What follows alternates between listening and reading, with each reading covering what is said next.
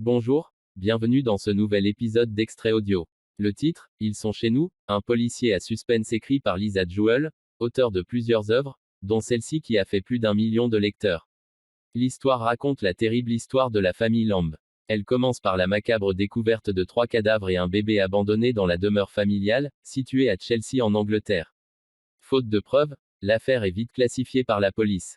Mais 25 ans après, Libby, le petit bébé abandonné, devient l'héritière. En plus de voir les circonstances de son adoption renaître en surface, elle décide de percer le mystère autour de cette tragédie. Néanmoins, décidée soit-elle, est-elle prête à affronter l'effroyable secret qu'on lui cache depuis sa naissance?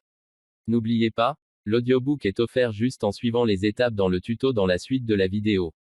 Comme d'habitude, écoutons d'abord un petit extrait. Tiers d'un bien que nous vous proposons de vous restituer, selon le calendrier ci-joint. Elle pose la lettre et sort de l'enveloppe les documents qui l'accompagnent. Alors s'enquiert sa mère d'une voix nerveuse. Je lis. Elle parcourt les documents en diagonale, et son œil s'arrête sur l'adresse du bien. 16 Cheyne Walk, Londres, SW3. Il s'agit probablement de la propriété où ont vécu ses parents. Elle savait qu'ils habitaient à Chelsea dans une grande demeure, mais elle pensait que cette dernière avait disparu depuis longtemps. Condamnée, vendue. Son pouls s'accélère au fur et à mesure qu'elle comprend ce qu'elle est en train de lire. Quoi? J'ai l'impression... Non, ça doit être une erreur. Quoi? La maison. Ils m'ont légué la maison. La maison de Chelsea? Oui. Toute la maison? J'en ai bien l'impression. Dans la lettre, le notaire annonce que les autres légataires ne se sont pas manifestés. Elle n'en revient pas. C'est fou! Elle doit valoir plusieurs...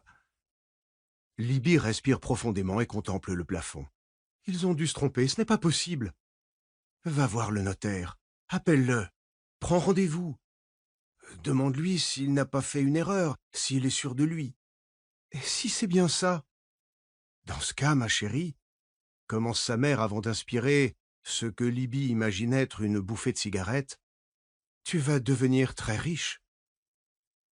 Libby raccroche et observe la pièce dans laquelle elle se trouve. Il y a 5 minutes, cette cuisine était la meilleure qu'elle pouvait s'offrir. Cet appartement le seul qu'elle ait pu acheter dans ce quartier tranquille en bordure de St. Albans. Elle se souvient des maisons aperçues sur Internet pendant ses recherches, de la montée d'adrénaline quand elle dénichait le bien parfait, avec une terrasse ensoleillée, une cuisine assez grande pour qu'on puisse y manger, un beau window à l'ancienne, le tout à 5 minutes de la gare, donnant sur une place arborée avec une petite église. Mais elle déchantait immanquablement en découvrant le prix. Comment avait-elle pu croire une seule seconde que ce genre de propriété lui était accessible? Elle avait revu ses critères à la baisse pour acheter un appartement situé à mi-chemin de son travail et de la gare. Elle n'avait pas eu de révélation en le visitant. Son cœur ne s'était pas emballé pendant que l'agent immobilier lui présentait les lieux. Elle en avait tout de même fait un chez-soi convenable, grâce à une recherche effrénée de soldes et de bons plans dans les magasins d'ameublement. Et elle avait même fini par aimer ce 2 pièces qui ne lui avait pas plu au premier abord. Elle l'a acheté, elle l'a transformé. C'est devenu son petit nid douillet. Mais il semblerait que depuis quelques minutes, elle soit propriétaire d'une vaste demeure dans la plus belle rue de Chelsea, et cet appartement lui paraît maintenant ridicule. Comme tout ce qui était crucial pour elle 5 minutes plus tôt.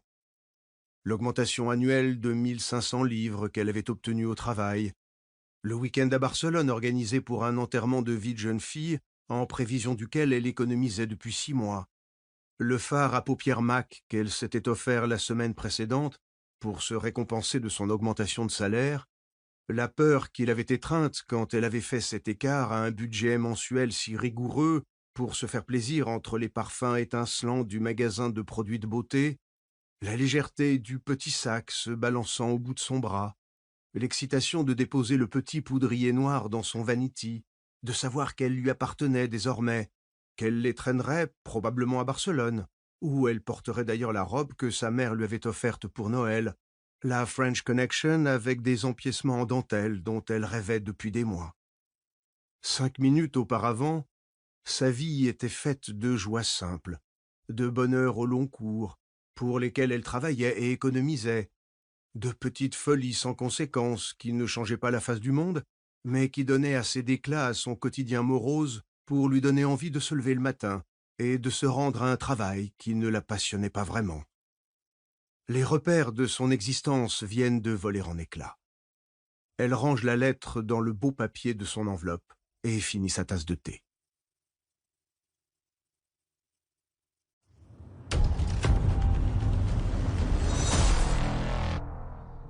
Chapitre 2.